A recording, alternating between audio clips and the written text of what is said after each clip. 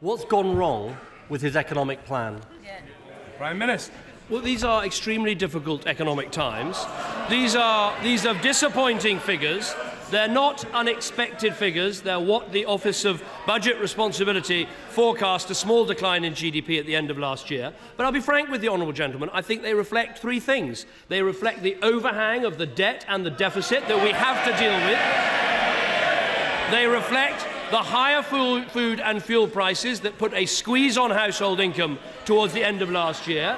And yes, they also reflect the crisis in the Eurozone that has frozen Europe's economies.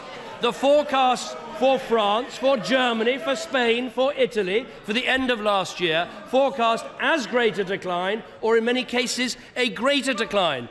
This is the year we have to take further action to get our economy moving, but the most important thing is have a credible plan to get on top of the deficit, which has given us the lowest interest rates for over 100 years. Miliband. Mr. Speaker, people are fed up with his excuses about what is happening in our economy.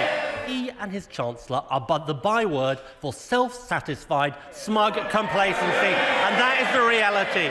And he talks about borrowing, Mr. Speaker. He's failing not just on unemployment, not just on growth, but on borrowing as well. Because of his failure on growth and unemployment, he's borrowing £158 billion more than he forecast.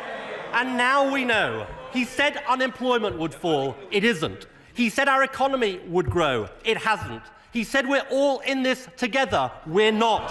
When will this Prime Minister face up to the fact it is his policies that are failing our country? Prime Minister, our economy grew last year, but he can't find it in himself. There are more people in work today than there were at the time of the last election.